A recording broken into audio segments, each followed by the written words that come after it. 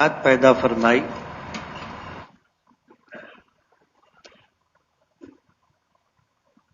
بہت ساری مخلوقات اللہ نے پیدا کی.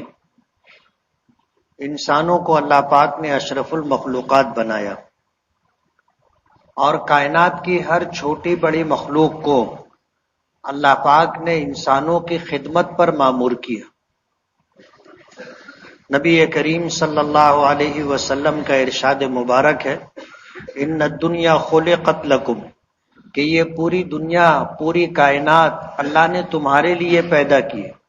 وَإِنَّكُمْ خُلِقْتُمْ لِلْآخِرَةِ، اور اللہ پاک نے تمہیں آخرت کے لیے پیدا کیا ہے. یہ تقسیم اس بات کی نشاندہی کرتی ہے جس کو ہم لوگ سنتے رہتے ہیں کہ اس کائنات کی تمام تر مخلوقات، آسمان ہے، زمین ہے، چاند ہے، سورج ہے، ستارے ہیں، جانور ہیں، چرند پرند، درخت، پھل پھول، اناج غلے، اور زمین میں جتنی بھی معدنیات ہے، یہ پوری کائنات اللہ نے انسانوں کی خدمت کے لیے پیدا کی ہے. ان کا کام یہی ہے، اس دنیا میں انسانوں کی خدمت کرنا. ان کو اللہ نے آخرت کے لیے نہیں پیدا کیا. یہی وجہ ہے کہ کل میدان محشر میں تمام مخلوقات اکٹھا ہوں گی اور اللہ پاک تمام مخلوقات کو حساب و کتاب کے بعد مٹی بنا دیں گے.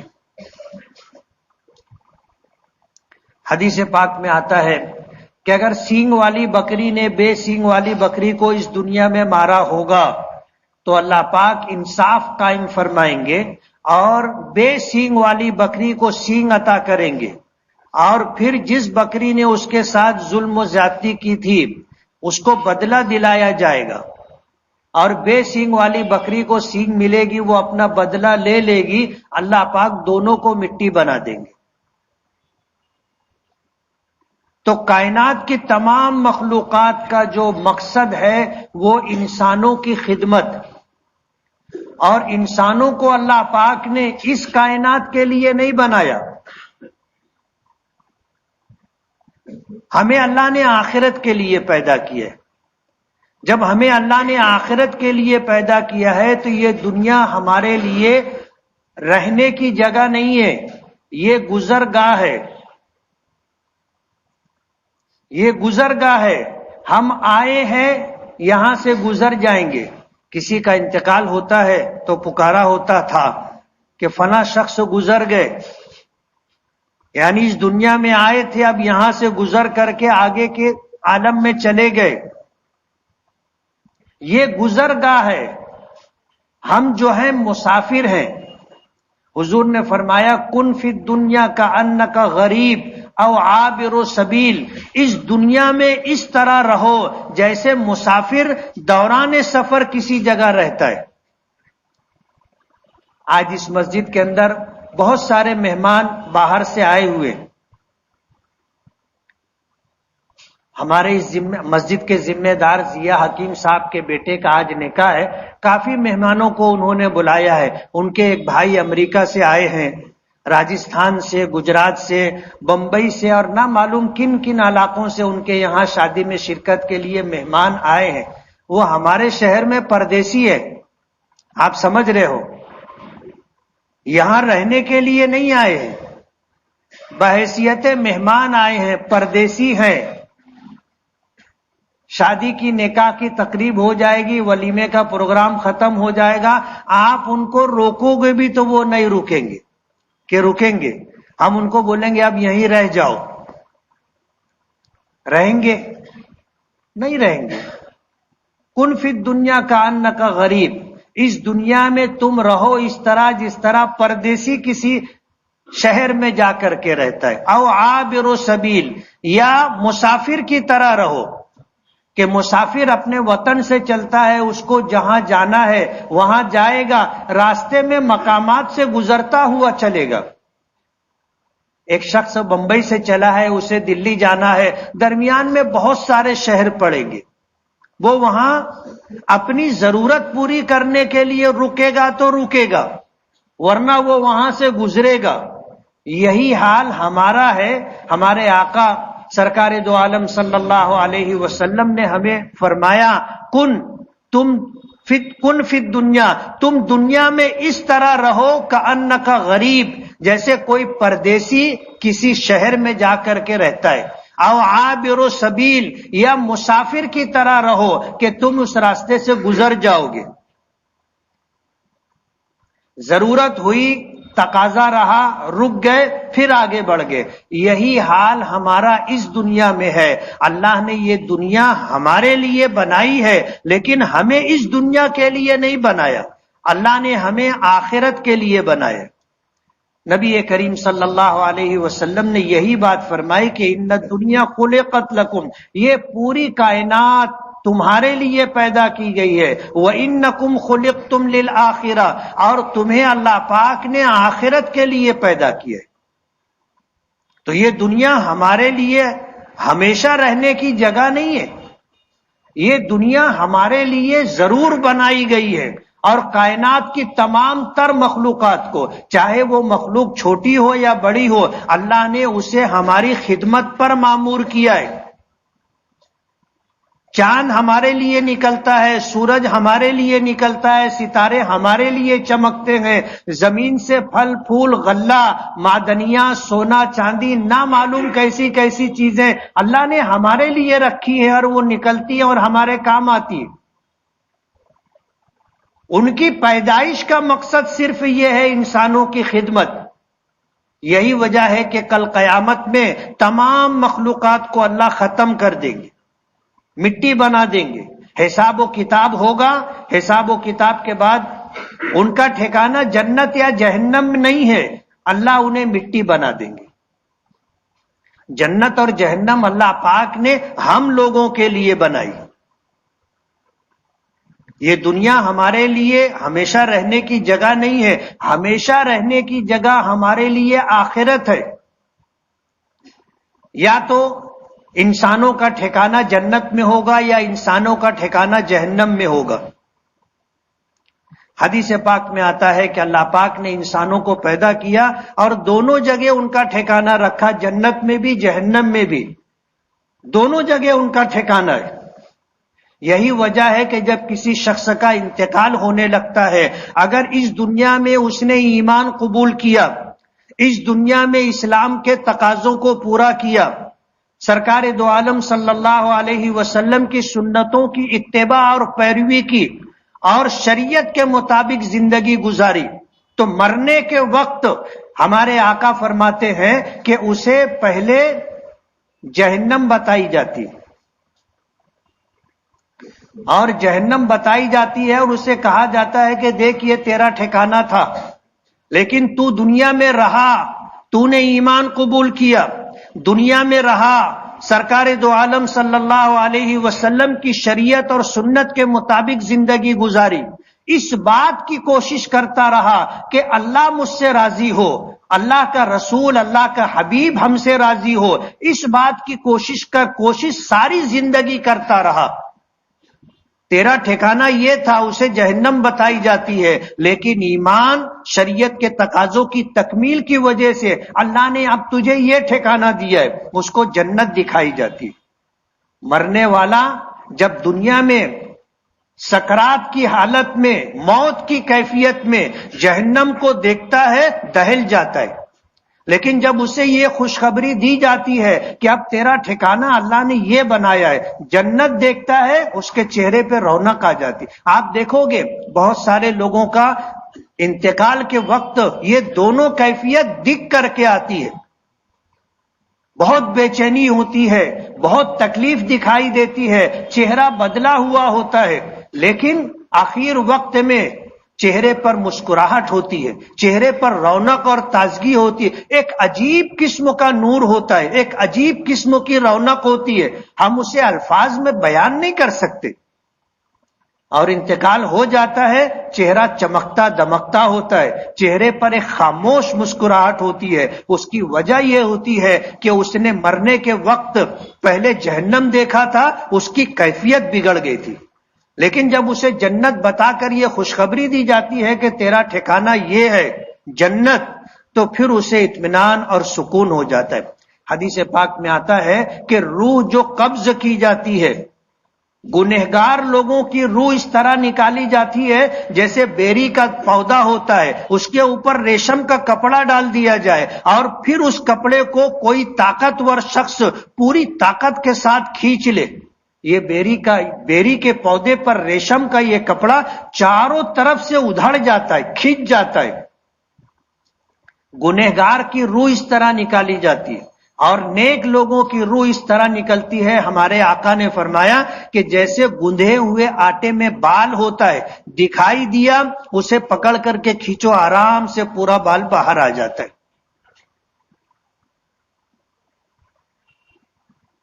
یہ انتقال کے وقت کیفیت ہوتی ہے۔ اور اگر کوئی ایسا شخص جو کافر ہو، مشرک ہو، اور اس نے اپنے آپ کو مسلمان سمجھا لیکن شریعت کے ایمان کے تقاضوں کو پورا نہیں کیا، شریعت و سنت کے مطابق زندگی نہیں گزاری، اور اس دنیا میں رہتے ہوئے اللہ کو راضی کرنے کی، ہمارے آقا جناب رسول اللہ صلی اللہ علیہ وسلم کو راضی کرنے کی کوشش نہیں کی، من مانی زندگی گزارتا رہا اور اس حالت میں دنیا سے گیا کہ اللہ ناراض تھے، اللہ کے نبی ناراض تھے۔ ایسی حالت میں میدان اس کو مرنے کے وقت پہلے اسے جنت بتائی جاتی، دیکھ اللہ نے تیرے لیے یہ ٹھکانہ رکھا تھا، یہ ٹھکانہ۔ وہ دیکھتا ہے، اس کی کیفیت بدل جاتی ہے۔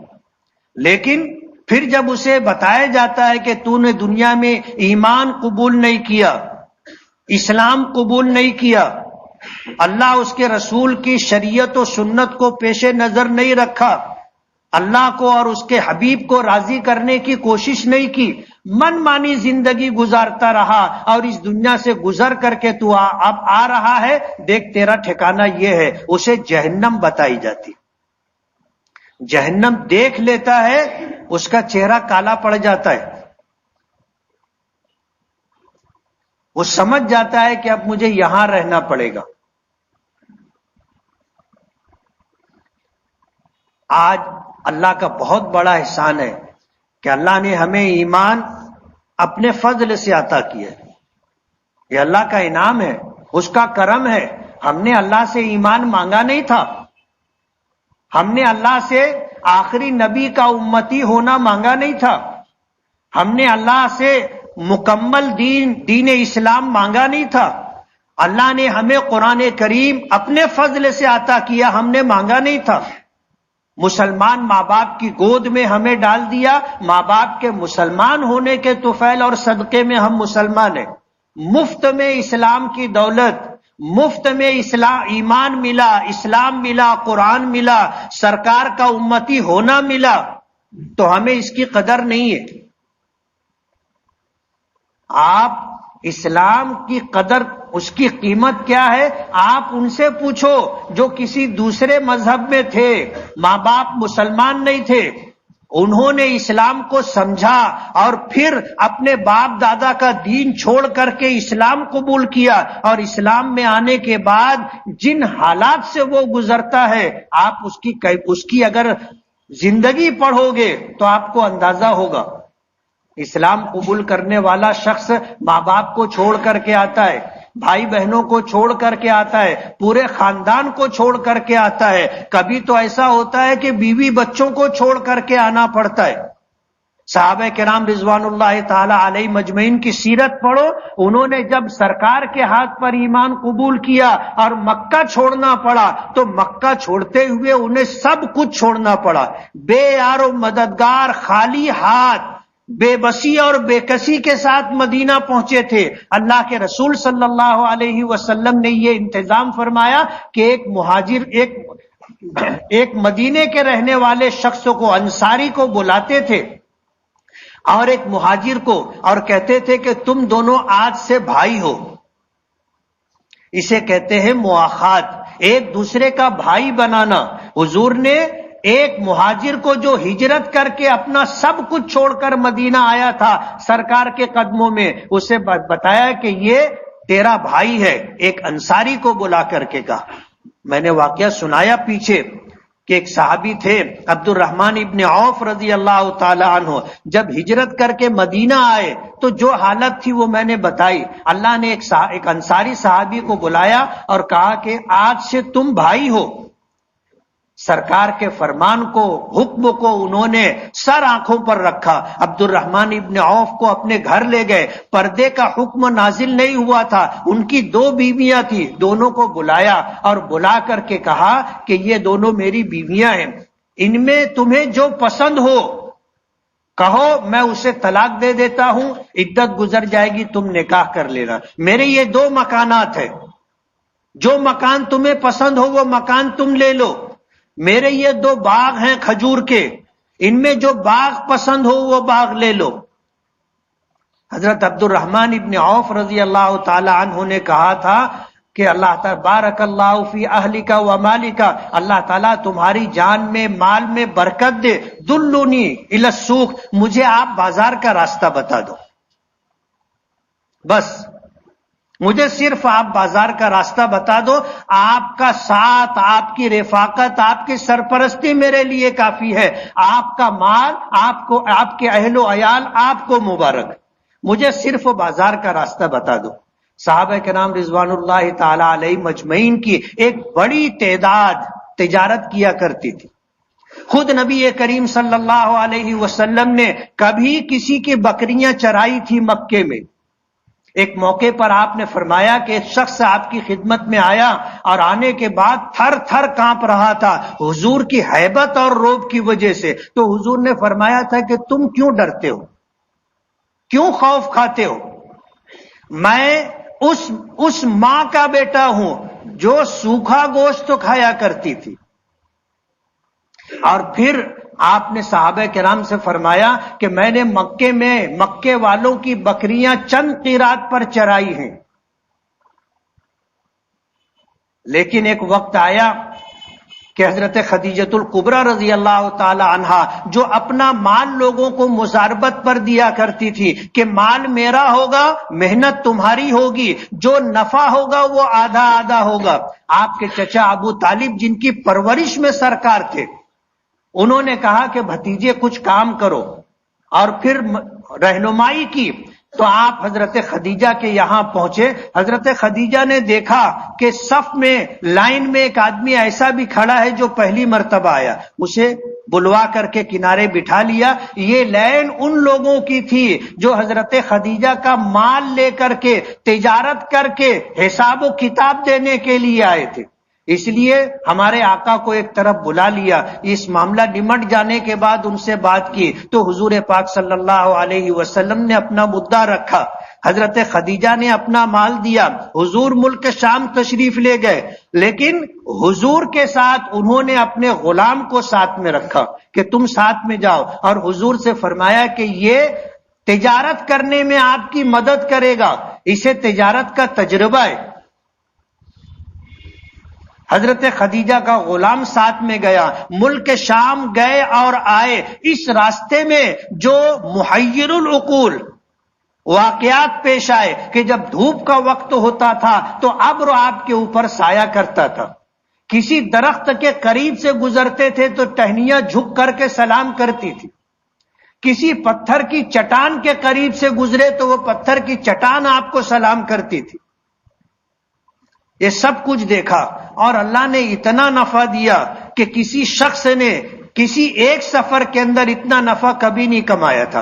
حضور جب واپس آئے تو حضرت خدیجۃ الکبریٰ رضی اللہ تعالی عنہا کے غلام نے سارے واقعات سنائے، اور پھر حضرت خدیجہ نے جب حساب لیا تو نفع اتنا تھا کہ آج تک کسی کو اتنا نفع نہیں ملا تھا، اور کسی نے ایسا حساب پیش نہیں کیا تھا ایمانداری اور دیانتداری کے ساتھ. حضرت خدیجہ رضی اللہ تعالی عنہا نے نفع کے 2 حصے کیے، آدھا سرکار کو دیا، آدھا اپنے پاس رکھا، لیکن اللہ نے دل میں بات ڈال دی، اور یہ تھا کہ ان سے رشتہ ہو جائے. تو انہوں نے اپنے حصے کا نفع بھی حضور کو دے دیا. جب یہ لے کر کے آپ اپنے چچا کے گھر آئے تو ابو طالب نے دیکھا، تو دیکھنے کے بعد وہ بھی حیران ہو گئے. حضرت خدیجہ نے اپنی ایک سہیلی کے ذریعے حضور کے یہاں رشتہ بھیجا، ابو طالب نے اسے قبول کیا اور حضرت خدیجہ نکاح میں آ گئی۔ حضور نے ساری زندگی تجارت کی، جب تک اللہ پاک کی طرف سے اس بات کی خوشخبری نہیں آئی، بشارت نہیں آئی کہ اب تمہیں تجارت کی ضرورت نہیں ہے، تمہاری ذمہ داری ہم پر ہے۔ اللہ نے انتظام کر دیا، پھر حضور دعوت و تبلیغ میں لگے رہے، لیکن آپ نے تجارت کر کے لوگوں کو بتایا کہ ایمانداری کیا چیز ہوتی ہے اور ایمانداری کی خیرات و برکات کیا ہوتی ہے۔ آج مسلمان کمانے کے چکر میں حلال اور حرام کی پرواہ نہیں کرتا۔ آج ہمارا خیال صرف اتنا ہے کہ مال زیادہ سے زیادہ آنا چاہیے، نفع زیادہ سے زیادہ ملنا چاہیے، کوئی مرتا ہو تو مرے، کوئی ڈوبتا ہو تو ڈوبے، کسی کا دیوالیہ نکلتا ہو تو نکلے۔ آدمی صرف آج مفاد پرست ہو گیا ہے، اپنے آپ کو دیکھتا ہے، حلال اور حرام کی بھی پرواہ نہیں کرتا، جائز اور ناجائز کا بھی خیال نہیں رکھتا۔ کسی کا دل دکھ رہا ہے، کسی کے ساتھ تکلیف کا معاملہ، اس کی بھی پرواہ نہیں کرتا۔ حالانکہ حدیث پاک میں آتا ہے، نبی کریم صلی اللہ علیہ وسلم نے دعا فرمائی ان تاجروں کے لیے کہ رحم اللہ رجلا سمحا اذا باع و اذا اشترى، کہ اللہ تعالیٰ اس بندے پر رحم فرمائے جو جب وہ خریدے تو اور جب وہ بیچے تو لوگوں کے ساتھ رعایت کرے، درگزر کا معاملہ کرے۔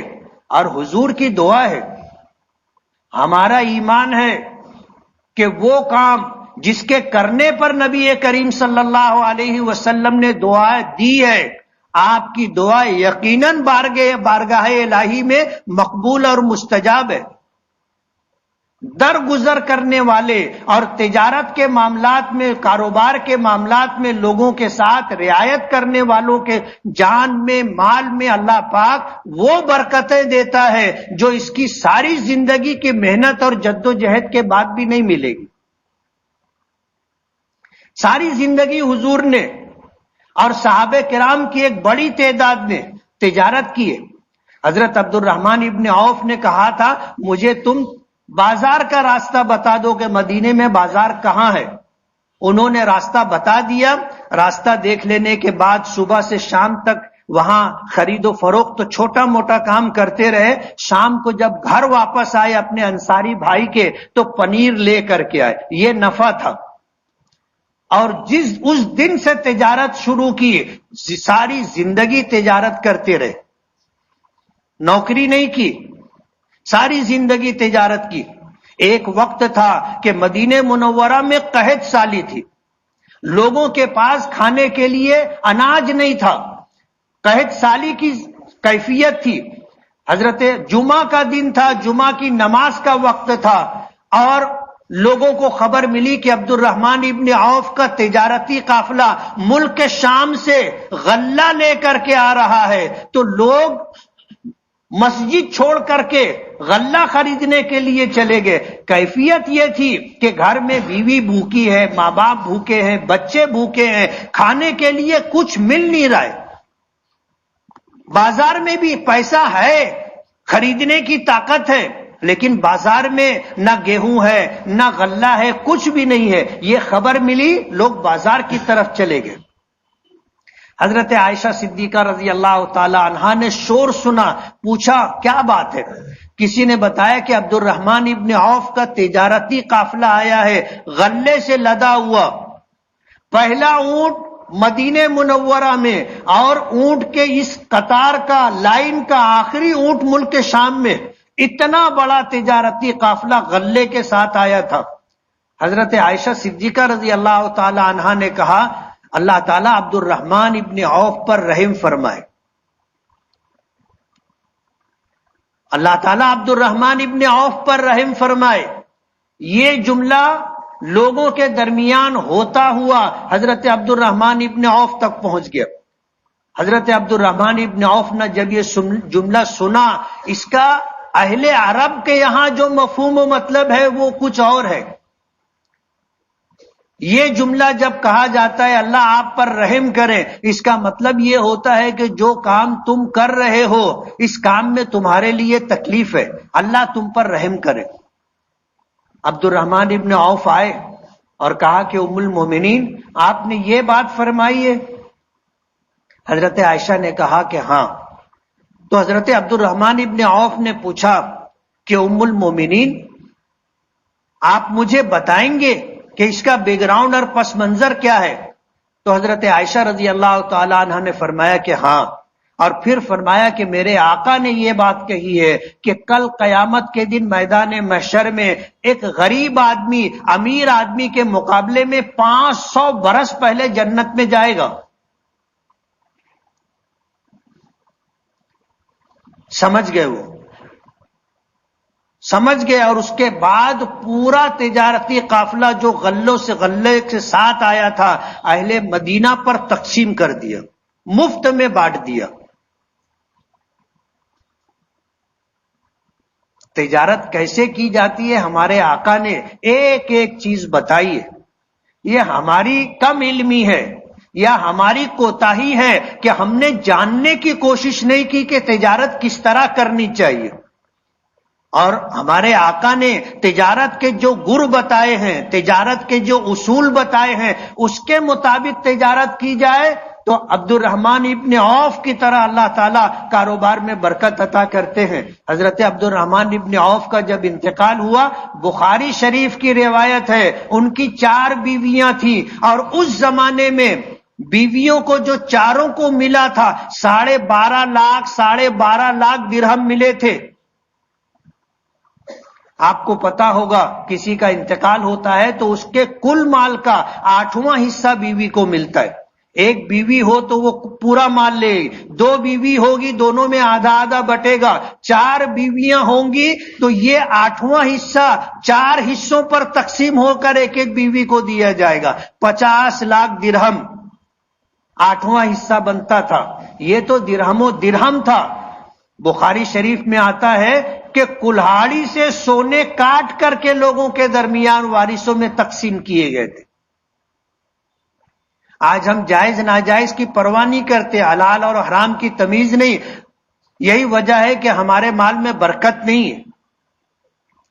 ہم مال کی کثرت دیکھتے ہیں کہ یہ اتنا ہے، لیکن اس میں برکت نہیں ہے تو ہمارے لیے کام کا نہیں ہے۔ شیخ عبد القادر جیلانی رحمت اللہ علیہ کے زمانے کا واقعہ ہے۔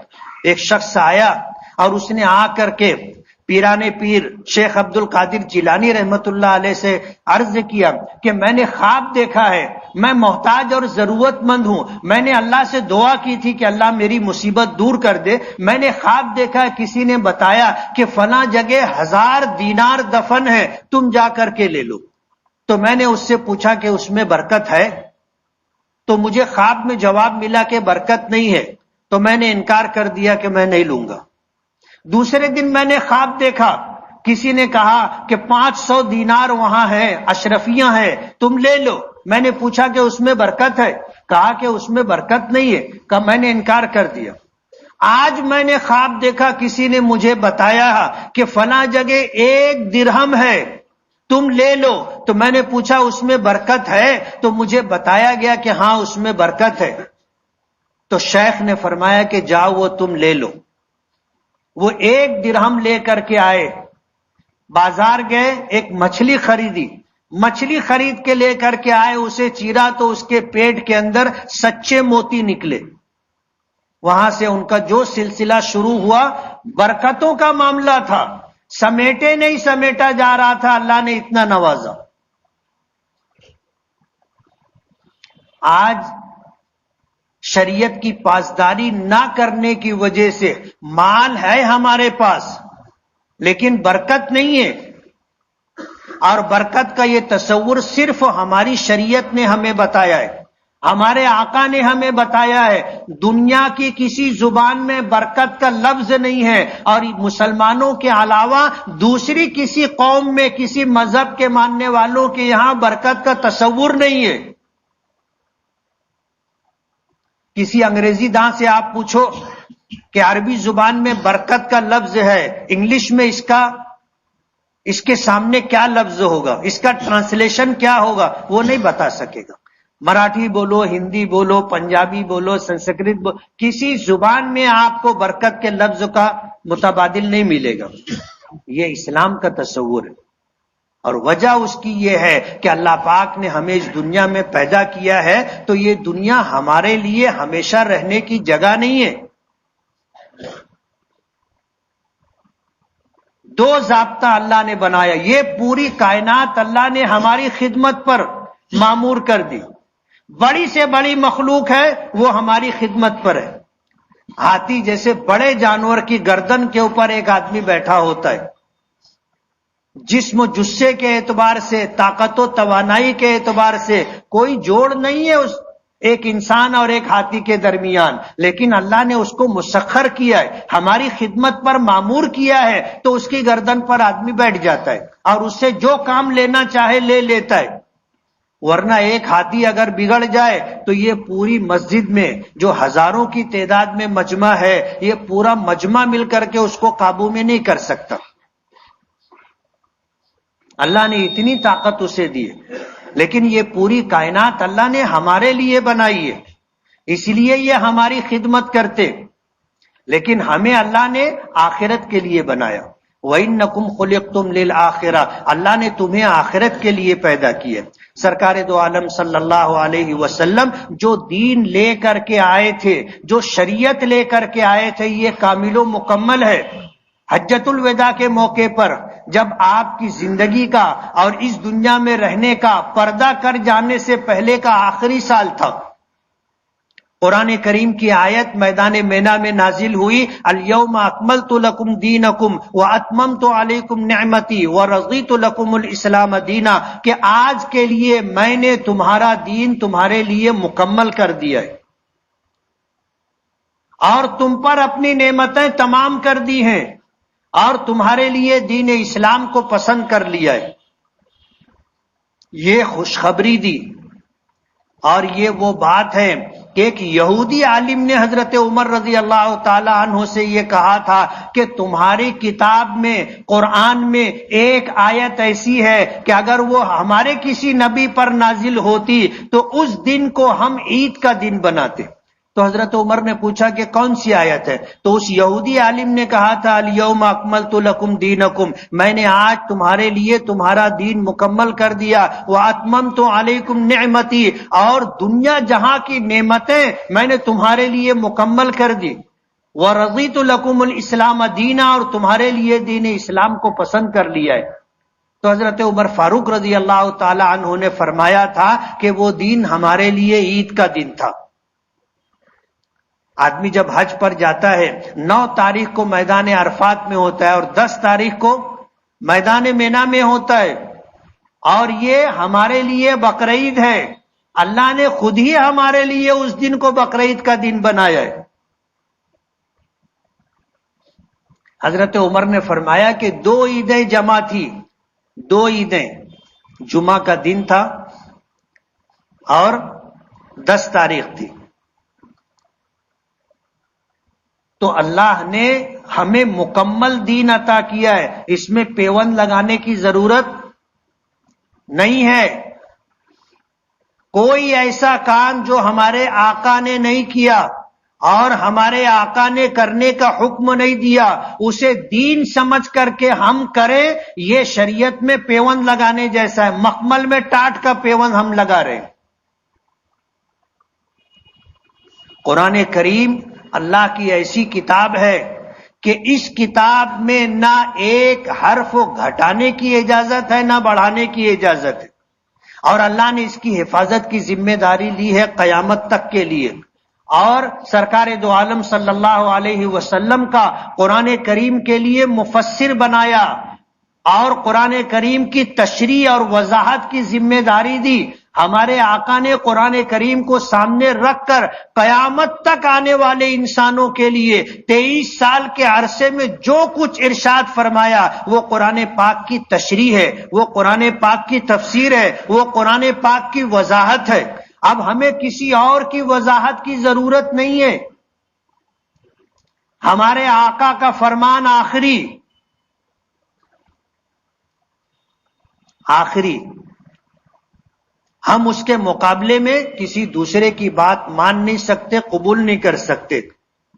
میں اگر بندہ ہوں تو اللہ کا، میں اگر امتی ہوں تو سرکار دو عالم صلی اللہ علیہ وسلم کا۔ یہ دین مکمل دین اللہ پاک نے ہمیں دیا ہے، مکمل شریعت اللہ پاک نے ہمیں دی ہے۔ یہی وجہ ہے کہ ہمارے آقا اس دنیا سے تشریف لے گئے، پردہ فرما گئے۔ اللہ نے آپ کو آخری نبی بنایا تھا، خاتم النبیین بنایا تھا۔ آپ کا فرمان ہے انا خاتم النبیین لا نبی بعدی، کہ میں خاتم النبیین ہوں، میرے بعد کوئی نبی قیامت تک آنے والا نہیں ہے، لیکن میری شریعت، میرا دین قیامت تک رہے گا۔ اور پھر اللہ نے انتظام کیا کہ ہمارے آقا کے دنیا سے پردہ کر جانے کے بعد اس دین میں جو تبدیلی آتی ہے، اس دین میں جو خرابی آ جاتی ہے، اور اس دین میں لوگ اپنے اپنے طور پر کچھ نیا کام کر کے اسے دین کا حصہ بنانے کی کوشش کرتے ہیں، تو اللہ پاک ان خرابیوں کو ختم کرنے کے لیے ہر صدی میں ایک آدمی پیدا کرتا ہے، جنہیں مجدد کہا جاتا ہے۔ کیا کہا جاتا ہے؟ مجدد۔ ہر صدی میں ایک مجدد ہوتا ہے۔ اللہ کے ولیوں میں سے، علماء میں سے ایک شخص کو اللہ پاک یہ ذمہ داری دیتا ہے، وہ دین کو اثر نو جیسا تھا ویسا کرنے کی کوشش کرتا ہے، اور اللہ کی مدد اس کے ساتھ ہوتی ہے۔ تاریخ اٹھا کر آپ دیکھو، وہ ہر صدی میں آپ کو ایسا کوئی شخص ملے گا۔ ہندوستان میں مجدد الفسانی رحمت اللہ علیہ، شیخ احمد سرہندی، سرہند شریف میں آرام فرمائے، 1000 سال پر اللہ نے ان کو پیدا کیا تھا۔ اکبر کا زمانہ تھا، اس نے دین الہی ایجاد کیا تھا۔ اکبر کے دربار میں کچھ علماء ایسے تھے جو چاپلوس اور خوشامد پسند تھے، وہ بادشاہ کی من مرضی کے مطابق بتایا کرتے تھے کہ ہاں یہ اللہ کا حکم ہے، یہ اللہ کے نبی کا فرمان ہے۔ مجدد الفسانی رحمت اللہ علیہ کو اللہ نے پیدا فرمایا اور ان ساری چیزوں کا انہوں نے خاتمہ کیا۔ حضور کے چچا تھے حضرت عباس رضی اللہ تعالیٰ عنہ۔ جب مکہ فتح ہوا تو مکہ فتح ہونے کے موقع پر حضور نے فرمایا تھا، زمانہ جاہلیت کے سارے جھگڑے میرے قدموں کے نیچے ہیں، زمانہ جاہلیت کے سارے سود بیاج کے معاملات میں ختم کرتا ہوں، اور میرے چچا عباس کی طرف، عباس لوگوں کو پیسہ دیا کرتے تھے اور اس پر سود بیاج لیا کرتے تھے۔ ہمارے آقا نے فتح مکہ کے موقع پر اعلان فرمایا تھا کہ میرے چچا عباس کا جن پر قرض ہے وہ سارے سود میں معاف کرتا ہوں۔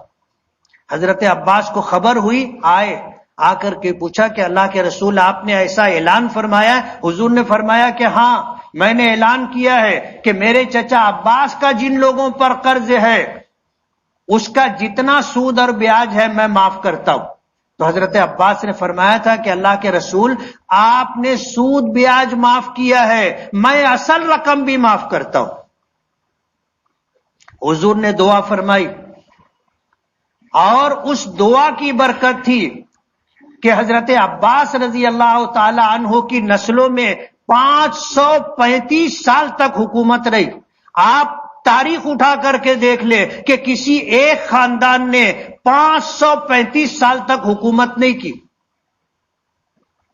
خلفائے بنو عباسیہ کا نام سنے ہوں گے، ان کا اقتدار 535 سال تک رہا، لیکن ان 535 سالوں میں دین میں جو تبدیلیاں آنا شروع ہوئی اور دین میں نئی نئی باتیں آنا شروع ہو گئی، اللہ پاک نے محبوب سبحانی شیخ عبد القادر جیلانی رحمت اللہ علیہ کو پیدا فرمایا۔ یہ اس صدی کے مجدد تھے، اس صدی کے مجدد تھے۔ بے پرواہ ہو کر، بے خوف ہو کر کے انہوں نے کام شروع کیا، اور خلفائے بنو عباسیہ کی 535 سالہ حکومت میں دین میں جو تبدیلیاں آنے لگی تھی، جو نئی نئی باتیں دین میں آنے لگی تھی، سب کا خاتمہ انہوں نے کیا. ان کی کرامات میں یہ بات ملتی ہے. جس دن وہ پیدا ہوئے تھے 30 شعبان کا دن تھا. 30 شعبان، چاند دکھائی نہیں دیا. مخلوق خدا پریشان تھی کہ آج شعبان کا 30واں دن ہے آخری، یا رمضان کا پہلا دن. 29 تاریخ کا چاند لوگوں کو دکھا نہیں تھا، لوگ کشمکش میں تھے. لیکن کہتے ہیں کہ اللہ جب اپنے کسی ولی کو پیدا کرتا ہے تو کچھ نہ کچھ ایسی چیزیں ہوتی ہیں جس سے لوگ اندازہ کر لیتے. جیسے ہمارے آقا سرکار دو عالم صلی اللہ علیہ وسلم کی پیدائش ہوئی تو حضرت آمنہ رضی اللہ تعالی عنہا نے دیکھا کہ ایک نور روشن ہے، اور پھر اس نور میں انہوں نے قیصر و کسریٰ کے محلات دیکھے تھے.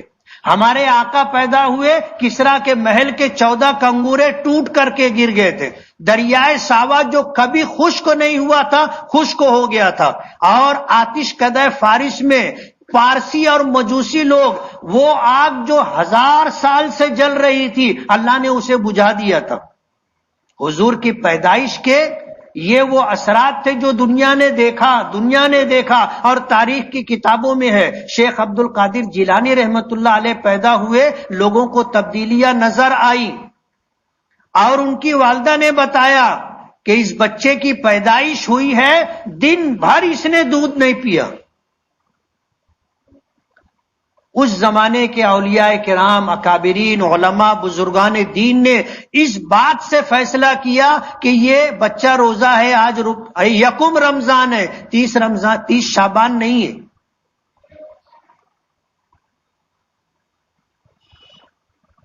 مجدد الفسانی رحمت اللہ علیہ 1000 سال پر آئے تھے، اور خلفائے بنو عباسیہ کے 535 سالہ زمانے حکومت میں دین میں جو خرافات اور نئی نئی باتیں آ گئی تھیں. شیخ عبد القادر جیلانی رحمت اللہ علیہ اس صدی کے مجدد تھے. وقت ختم ہو گیا ہے، کافی زیادہ ہو گیا ہے، ورنہ میں آپ کو بتاتا کہ مجدد کون ہوتا ہے اور اس کے آنے سے اللہ پاک اس سے کیا کام لیتے.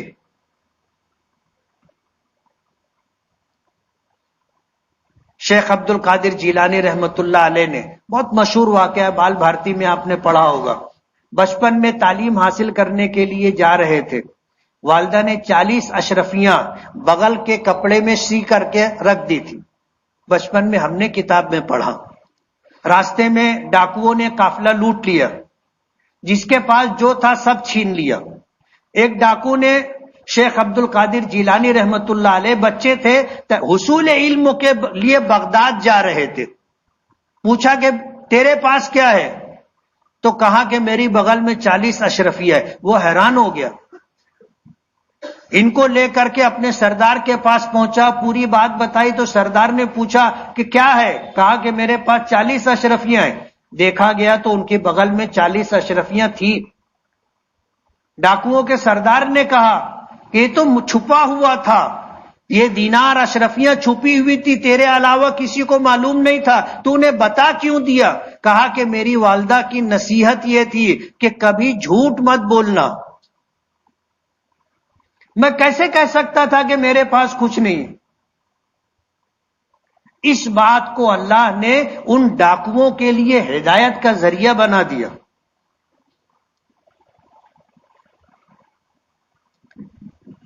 تو میں یہ کہہ رہا تھا اللہ نے ہمیں کامل و مکمل دین دیا ہے، اور اللہ نے ہم لوگوں کو دنیا کے لیے نہیں آخرت کے لیے پیدا کیا ہے. ساری مخلوقات کو کل قیامت کے دن میدان محشر میں حساب و کتاب کے بعد اللہ مٹی بنا دیں گے. ہم انسانوں کے لیے اللہ نے جنت اور جہنم بنائی ہے. جنہیں ایمان ملا، اسلام ملا، قرآن ملا، اللہ کا محبوب نبی ملا، مکمل دین اللہ نے عطا کیا، وہ لوگ جو آخر سانس تک اللہ کو راضی کرنے کی کوشش کرتے رہے، جب اس دنیا سے جائیں گے تو جانے کے وقت پہلے انہیں جہنم بتائی جائے گی، یہ تیرا ٹھکانہ تھا، لیکن تو نے اللہ کو راضی کرنے کی کوشش کی، اب تیرا ٹھکانہ جنت ہے.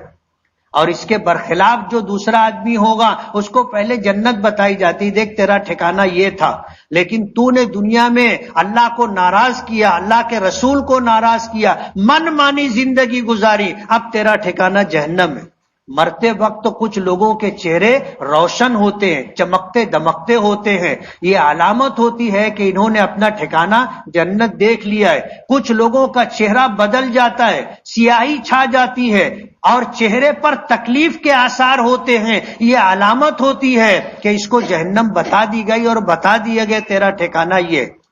تو ہم میں سے کوئی بھی ہمیشہ رہنے کے لیے نہیں آیا۔ ہمارے آقا نے فرمایا اعمار امتی ما بین 60 و 70، تمہاری میری امت کی اوسطاً عمر 60-70 سال ہے، 60-70 سال۔ اور 60-70 سال کے 70 سال کی عمر میں آدمی کیا ہو جاتا ہے، کیسا ہو جاتا ہے، سب کو پتہ ہے۔ جگر مراد آبادی نے کہا تھا نا کہ ہوش و حواس تاب و تواں سب ہی جا چکا، اب ہم بھی جانے والے ہیں، سامان تو گیا۔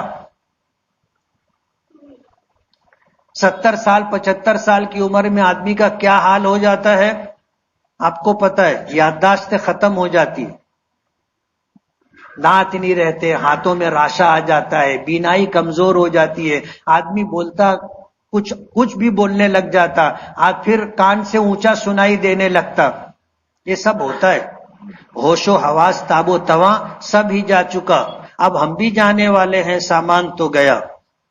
اس لیے زندگی ہمیشہ کے لیے نہیں ہے، اور اس دنیا کے لیے اللہ نے ہمیں پیدا نہیں کیا۔ یہ دنیا اللہ نے ہمیں اس دنیا میں اس لیے بھیجا ہے کہ ہم آخرت بنانے کی تیاری فکر کریں اور آخرت میں شاد آباد رہے اس کی تیاری کریں۔ وآخر دعوانا ان الحمدللہ رب العالمین۔ جن ساتھیوں نے سنت نہ پڑھی ہے وہ سنت پڑھ لیں۔